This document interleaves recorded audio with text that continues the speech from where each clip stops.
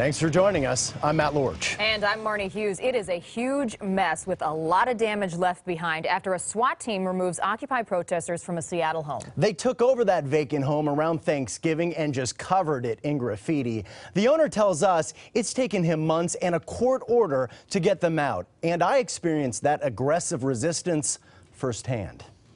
One of the squatters showed up today to gather his belongings. Why were you staying in somebody else's house? Man, dog, I'm not saying nothing.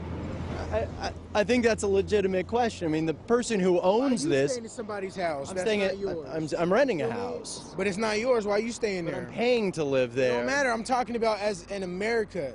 All of us aren't supposed to be here, so I don't know what you're talking about. Okay, but that's the kind of logic the owner of this home in Seattle Central District has been dealing with.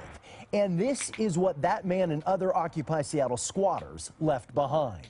Spray paint covers the walls, windows, and doors inside and out. The front yard looks like a junkyard. There's tons of graffiti inside, all over the place. Sarisha Chintamani represents the owner. Here, you can kind of see they've set up a little bit of a kind of a flop house situation. There were plenty of bottles of urine. They kind of ran some of their own electrical through here, which I know probably isn't to code and probably presents a pretty good fire hazard. Cigarette butts on the ground. We found some drug paraphernalia in here. You guys caused all this damage. Who should pay for that? You should pay for it because I should pay for it because I'm talking to you? But I didn't cause any of that damage. Did you cause some of that damage? No, I didn't cause. Who spray painted? Dog, I'm gonna break your for real. Leave me alone, nigga. You can see what was going on in here. That's a pipe used to smoke drugs. The people who were living here knew they were going to be evicted because they posted the eviction notice. And take a look right over here. There were rules that they lived by, calling it a revolutionary household, anti-capitalist, anti-imperialist, anti-police, to name a few. A message of anarchy right across from Garfield High. The home belongs to Denmark West. We spoke to him by phone. It's just not right to go into a place that you don't own and trash it. It's not respectful to the person that owns the place. It's not respectful to the neighborhood. Because the house is under renovation, it doesn't have a certificate of occupancy. It's not up to code. No one is allowed to live here.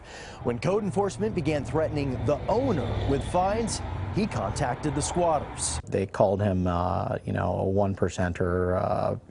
He was a house flipper. He was opportunistic, and he was coming into the community to take advantage of it. Meanwhile, he and his wife were trying to do what? They were trying to improve the community. Mona West bought the place to rehab it and provide a nice, affordable place to live for a family before she died of a heart attack. I definitely don't think they understand what the motivation was behind my wife's work. My bigger concern is I'm not sure that they care. It took a SWAT team to remove them. In the early hours of Wednesday morning, armed officers moved in, forcing out the 7 Occupy Seattle protesters who were living inside the home. But because they left peacefully, no one was arrested. That is the frustration. Nobody is held responsible, and there's been a considerable cost that's been added to trying to move forward. I think people have questions about. Be playing with, for real. Leave me alone. He threatened us, then walked off with a couch.